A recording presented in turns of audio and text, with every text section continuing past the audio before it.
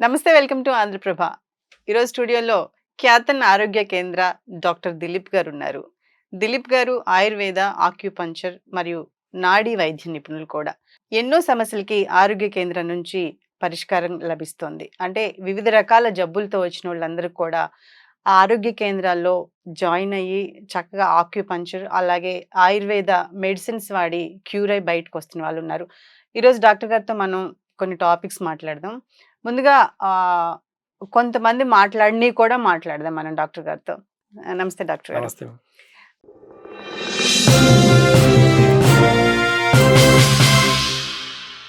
Sir, ఆరోగ్యం అనగానే చాలా మంది ఫుడ్స్ చూస్తూ ఉంటారు. కొంతమంది ఆయుర్వేద అంటే ఎటువంటి ఫుడ్స్ వాడాలి? మీరు గత వీడియోలో కొన్నిట్లో చెప్పారు. కొన్ని పదార్థాలు తినకూడదు, అటువంటివి వాడితే మనకి ఆరోగ్యం ప్రాబ్లం అవుతుందని.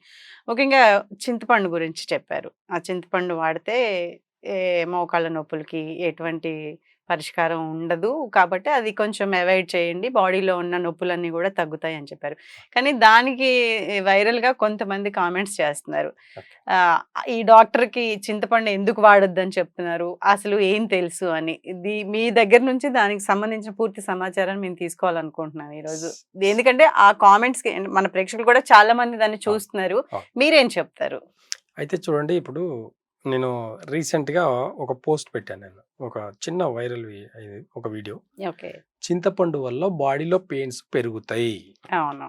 దానికి చాలా క్లియర్‌గా ఒక వీడియో చేయడం జరిగింది. దాంట్లో ఏమని చెప్పానంటే, జీర్ణశక్తి ఎవరికైతే బాలేదో అలాంటి వాళ్ళు పులుపు వస్తువులు, మసాలా వస్తువులను అవాయిడ్ చేయాలి.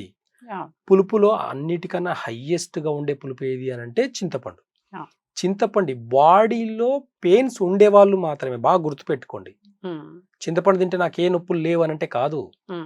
బాడీలో పెయిన్స్ ఉండేవాళ్ళు, స్పెషల్గా నీ ప్రాబ్లమ్స్ ఉండే వాళ్ళకు చింతపండుని అవాయిడ్ చేయమని చెప్పాను నేను. ఓకే. అది అర్థమయ్యే వాళ్ళకు చాలా పాజిటివ్గా అర్థమైంది. నిజం చెప్పాలంటే వాళ్ళు కొంతమంది అనుభవించి మరి కామెంట్స్ పెట్టిన విషయం ఏంటి అని అంటే, నిజంగా సార్ మేము మా డైజెషన్ బాగాలేదు, మేము తిన్న ఫుడ్ కూడా కరెక్ట్గా జీర్ణశక్తి సరిగా కాక మాకు విటమిన్స్, ప్రోటీన్స్ కూడా సరిగా రావట్లేదు అనేది మేము చాలా కాన్షియస్గా, చాలా ఫోకస్గా చేసి మేము డైట్ చేసి చూసాము. మేము చింతపండు మానేసి చూసాము, చింతపండు తిని కూడా చూసాము. మీరు చెప్పినట్టు చాలా తేడా వచ్చిందని చాలా మంది కామెంట్స్ పెట్టారు. అయితే రీసెంట్గా ఒక డాక్టర్ నా వీడియోని ఇంకొక డాక్టర్, ఒక corporate doctor, okay, orthopaedic doctor ఒక ఆయన, ఓకే, ఆయనకు చాలా నాలెడ్జ్ ఎక్కున్నట్టుంది. అంటే ఆయన సైన్స్ చదివిండు కాబట్టి మేము నేచర్ని చదివినాము, ఆయన సైన్స్ చదివిండు. అవును. రెండు ఆపోజిట్గా పనిచేస్తాయి, దీనికి దానికి సంబంధం లేదు. కాకపోతే ఆయన కూడా నేచర్లోనే బతుకుతున్న విషయం ఆయనకు తెలియట్లేదు. ఆయన ఏదో సైన్స్కి పుట్టినట్టు, అంటే ఏదో మిషనర్లకు ఒక మనిషి పుట్టినట్టు మాట్లాడుతున్నాడు అనమాట. కాకపోతే మోకాల నొప్పులు ఉండేవాళ్ళు బాగా గుర్తుపెట్టుకోండి. మోకాల నొప్పులు కానివ్వండి, బాడీలో ఏ పెయిన్ అయినా సరే, స్పైనల్ కార్డ్లో కానివ్వండి, హెడేక్ కానివ్వండి, ఎనీ జాయింట్ల ప్రాబ్లమ్స్ ఉన్నా సరే, బాడీలో పెయిన్స్ ఉంటే చింతపండు ఒక్కసారి తిని చూడండి. బాడీలో పెయిన్స్ పెరుగుతున్నాయా, తగ్గుతున్నాయా? ఆ డాక్టర్ చెప్పిన మాట ఏంది అంటే, చింతపండు వల్ల పెయిన్స్ తగ్గుతాయని చెప్తున్నాడు. మీకు ఆ వీడియో చూపిస్తాను, మీరు చూడండి ఒకసారి. మీరు ఎంత కామెడీగా ఉంటుందంటే అంత కామెడీ అది. నేచర్లో పులుపు తిన్నప్పుడు ఇండైజేషన్ అవుతుంది. ఆ డైజెషన్ కాకపోతే మనం మంచి ప్రోటీన్ ఫుడ్ తింటామండి, విటమిన్స్, మంచి ప్రోటీన్ ఫుడ్ తింటాం. జీర్ణశక్తి ఎప్పుడైతే కరెక్ట్గా అవుతుందో దాంట్లో ఉన్న ఫుడ్ మన బాడీకి అందుతుంది, లేకపోతే అందదు. తిన్నది తిన్నట్టు మోషన్కి వెళ్ళిపోతాం. అందుకే చాలా మంది ఏం చేస్తారు, ప్రోటీన్ తింటారు, యూరిన్లో ప్రోటీన్ పోతుంటుంది, మోషన్లో అంతా వెళ్ళిపోతుంటుంది, బయటికి వెళ్ళిపోతుంటాయి. ఇంకెక్కడి నుంచి మీకు బాడీలో స్టోర్ అయ్యి మీకు ఎప్పుడు మీకు కాల్షియం రావాలి, ఎప్పుడు మీ బోన్ డెన్సిటీ పెరగాలి? మీకు ఏదైనా మనం ఫుడ్ తిన్నామంటే అందులో ఉన్న జీర్ణశక్తి, అంటే మనం తిన్న ఫుడ్ జీర్ణం అయితేనే తప్ప దాంట్లో ఉన్న విటమిన్స్, ప్రోటీన్స్ మన బాడీకి అందుతాయి. డైజెషన్ సిస్టమ్ బాగాలేకపోతే ఇవన్నీ అందవండి. దానివల్ల ఫ్రీ మోషన్ అనేది వెళ్ళిపోతుంటది, మోషన్లకేంటి, యూరిన్లకేంటి, ప్రోటీన్స్ అన్ని వెళ్ళిపోతుంటాయి, బోన్ డెన్సిటీ అనేది తగ్గిపోతుంటది, రోజు రోజుకి బోన్ అనేది వీక్ అవుతుంటది. అందుకే చిప్పర్ అరిగిపోతున్నాయి అంటారు. ఇంకా పెద్ద కామెడీ ఏంటంటే, కార్పొరేట్ డాక్టర్స్ చెప్పే విధానం సరే, ఆయుర్వేదం తప్పుపడతారో, నేచర్ క్యూర్ని తప్పుపడతారో, లేకపోతే అక్యుపంచర్ పడతారు. ఎందుకంటే దీని గురించి వాళ్ళకి నాలెడ్జ్ లేదు కాబట్టి. వాళ్ళు చదివింది సైన్స్, మేము చదివింది నేచర్. కొంతమంది డాక్టర్స్ చెప్తూనే ఉన్నారు సార్, చింతపండు తినకండి అని అయితే చెప్పేసి, నిమ్మకాయ వాడండి చింతపండు బదులు అని అయితే చెప్తున్నారు. దాని గురించి కొంతమంది సైన్స్ కి నాలెడ్జ్ లేదు. ఈ సైన్స్ కొంతమంది సైంటిఫిక్ డాక్టర్స్ కి నాలెడ్జ్ లేదు. ఎందుకు లేదు అని అంటే వాళ్ళు చదివింది బుక్స్ నాలెడ్జ్. నేచర్ లో ఉండి బతికి ప్రాక్టికల్ గా జీవించే వాళ్ళకైతే end of the day patient కి ఏం కావాలి? రిలీఫ్ కావాలి. మోకాల నొప్పులతోటి ఒక కార్పొరేట్ హాస్పిటల్కి వెళ్తే ఆపరేషన్ లేకుండా బయటికి వస్తాడా? ఎంఆర్ఐ లేకుండా బయటికి వస్తాడా? ఎక్స్రే లేకుండా బయటికి వస్తాడా? ఒక్కసారి ఆలోచించండి. అదే ఒక ఆయుర్వేద డాక్టర్ తోటికి వెళ్తే ఎక్స్రే కూడా చూడమండి మేము.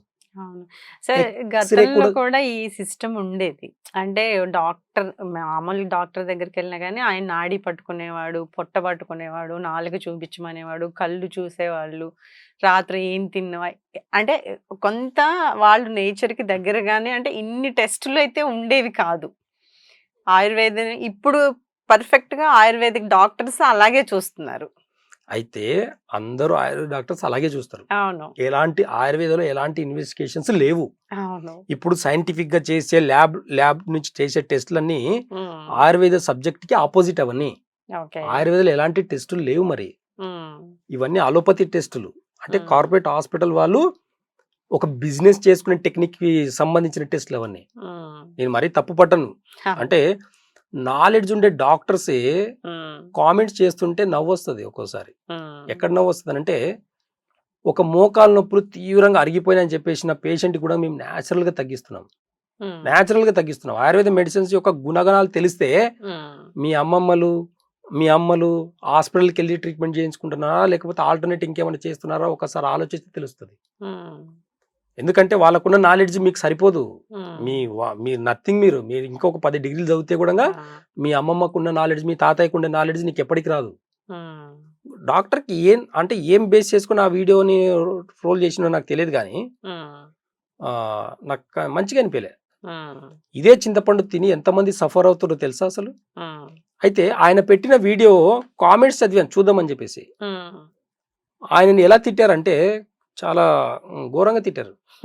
ఈ డాక్టర్కే నాలెడ్జ్ లేదు, ఈయన ఆపరేషన్ తప్ప ఇంకొకటి నేర్చుకోలేదు, మోకాలు నొప్పులు వస్తే ఆపరేషన్ తప్ప ఇంకొక ఆప్షన్ లేదని చెప్పేసి, ఒకటే ఆప్షన్ కి మోకాలు సర్జరీ తప్ప ఇంకొకటి న్యాచురల్ గా తగ్గేదానికి అవకాశం లేదు అని చెప్పేసి, ఆపరేషన్లు తప్ప ఇంకొకటి చేసేదానికి టేబుల్ వేసుకోలేదు ఆయన చదువుకోలేదని చెప్పేసి కామెంట్స్ ఉన్నాయి కింద.